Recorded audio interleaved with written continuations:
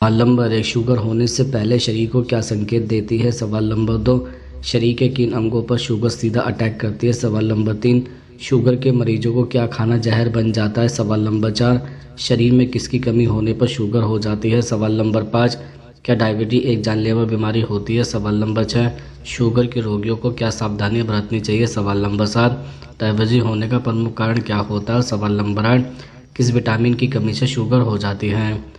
सवाल number 1, diabetes होने का प्रमुख कारण क्या होता है? दरअसल तेजी से बढ़ते शहरीकरण, आधुनिक युग की समस्या व तनाव, अचानक खान पान व रहन सहन में आए परिवर्तन, पाश्चात्यकरण, फास्ट फूड, कोका कोला, प्रचुर मात्रा में भोजन की उपलब्धता व शारीरिक श्रम की कमी के कारण मधुमेह हमारे देश में आजकल तेजी से बढ़ रहा है। मधुमेह या शुगर रोग में रक्त में ग्लूकोज सामान्य से अधिक हो जाता है और ग्लूकोज के अलावा वसा प्रोटीन्स के उपापचय भी प्रभावित होते हैं। यह रोग किसी भी उम्र में हो सकता है। भारत में 95% से ज़्यादा रोगी व्यक्ति होते हैं। सवाल नंबर 2, शरीर के किन अंगों पर शुगर सीधा अटैक करती है? दरअसल मधुमेह रोगियों में हृदय रोग विकसित होने का अधिक खतरा होता है। उच्च रक्त शर्करा आपके दिल के स्वास्थ्य को कई तरीकों से प्रभावित कर सकता है, जिसमें दिल का दौरा भी शामिल है। मधुमेह की वजह से पैर की रक्त वाहिकाओं में ब्लॉकेज होने लगता है, जिसकी वजह से पैरों में झुंझुनी और सूनापन आने लगता है। इससे शरीर का ब्लड सर्कुलेशन खराब हो जाता है। इस प्रकार पैरों की लगातार सुन्नता को नज़रअंदाज नहीं किया जाना चाहिए और तुरंत फूड प्रेशर की जांच करानी चाहिए। मधुमेह की वजह से आंखें कमज़ोर हो सकती हैं, कई मामलों में तो आंखों की रोशनी तक चली जाती है। हाई ब्लड शुगर भी गुर्दे फेल होने का कारण बन सकता है, जिससे आपको किडनी ट्रांसप्लांट करवाने की आवश्यकता पड़ सकती है। सवाल नंबर 3, शरीर में किसकी कमी होने पर शुगर हो जाती है? दरअसल इंसुलिन नामक हार्मोन की कमी से प्राय मधुमेह होता है। इसकी मुख्य वजह है आनुवांशिक प्रवृत्ति यानी जेनेटिक टेंडेंसी है। दरअसल शरीर में रक्त शर्करा को इंसुलिन द्वारा नियंत्रित किया जाता है, जो अग्रसाय द्वारा निर्मित होता है। इंसुलिन का अपर्याप्त उत्पादन मधुमेह का कारण बन सकता है। इस स्थिति को नियंत्रित किया जा सकता है, लेकिन ज़्यादातर मामलों में यह बीमारी जीवन भर बनी रहती है। उच्च रक्त शर्करा का स्तर आपके स्वास्थ्य को नुकसान पहुंचा सकता है और इसके परिणामस्वरूप गंभीर स्वास्थ्य जटिलताएं भी हो सकती है। सवाल नंबर 4, शुगर होने से पहले शरीर को क्या संकेत देती है? दरअसल डायबिटीज से आंखों की कमजोरी, हृदय की समस्या, किडनी के कार्य में व्यवधान और त्वचा संबंधी अन्य अंगों की समस्या आमतौर पर दिखाई देने लगती हैं। यह एक साथ कई स्वास्थ्य समस्याओं को आमंत्रित करने वाला विकार कही जाती है। इसका सही समय पर निदान होना बहुत जरूरी है। शरीर में शुगर की मात्रा बढ़ने के संकेत त्वचा पर भी साफ तौर पर दिखाई देने लगते हैं। शुगर जो होता है, शरीर के लेवल बढ़ने से इंसान को बार बार पेशाब आने लगती है।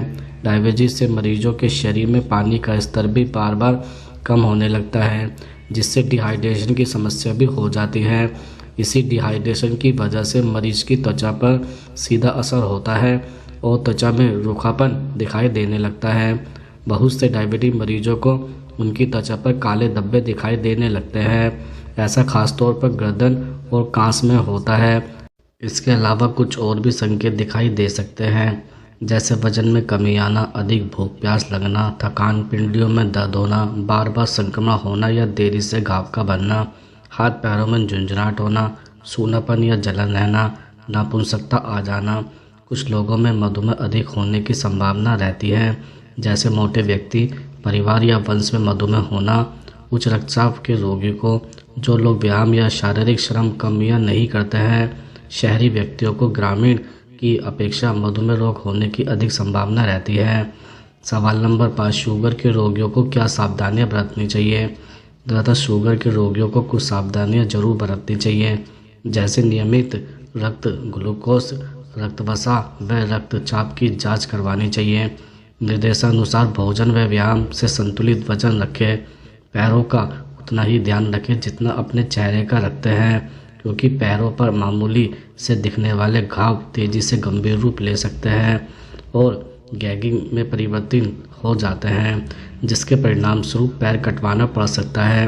धूम्रपान व मद्यपान का त्याग कर देना, अनावश्यक दवाइयों का उपयोग न करना, अचानक दवा कभी भी बंद न करें। हम आपको बता दें कि सरकार द्वारा एड्स, टीबी, मलेरिया, कुष्ठ रोग आदि पर करोड़ों रुपए खर्च किए जाते हैं, जिसके अच्छे परिणाम सामने आ रहे हैं। इसी प्रकार आवश्यकता है कि मधुमेह को भी इसी श्रेणी में लाकर इससे प्रभावी तरीके से निपटा जाए। सवाल नंबर 6, शुगर के मरीजों को क्या खाना जहर बन जाता है? दरअसल मैदे से बनी चीज़ों में ग्लाइसेमिक इंडेक्स बहुत ज़्यादा होता है। ऐसे में शुगर के मरीजों को मैदा से बनी चीज़ें खाने से परहेज करना चाहिए। मैदे से बनी चीज़ों में ब्रेड, पास्ता और फास्ट फूड शामिल है। डीप फ्राई चीज़ों में कार्बोहाइड्रेट ज़्यादा होता है। डायबिटीज के मरीजों को ज़्यादा तली भुनी चीज़ों का सेवन करने से बचना चाहिए। इनमें फ्राइड चिप्स और पकौड़े जैसी चीज़ें शामिल हैं। डायबिटीज रोगियों को फुल फैट दूध का सेवन नहीं करना चाहिए, क्योंकि इसमें सैचुरेटेड फैट की मात्रा ज़्यादा होती है, जिसके कारण इंसुलिन की रेसिस्टेंस क्षमता अधिक खराब हो सकती है। आलू शुगर पेशेंट के लिए नुकसानदायक होता है। इसमें हाई कार्बोहाइड्रेट के साथ ग्लाइसेमिक इंडेक्स की मात्रा भी ज़्यादा होती है, जो कि आपके ब्लड शुगर लेवल को बढ़ा सकता है। फ्लेवर्ड कॉफ़ी शुगर के रोगियों के लिए नुकसानदायक होती है। सवाल नंबर 7, किस विटामिन की कमी से शुगर हो जाती है? दरअसल एक शोध के अनुसार भारत में 68% महिलाएं विटामिन डी की कमी के कारण डायबिटीज की शिकार है। एक अनुमान के मुताबिक डायबिटीज की समस्या पुरुषों से ज़्यादा महिलाओं में देखने को मिलती है।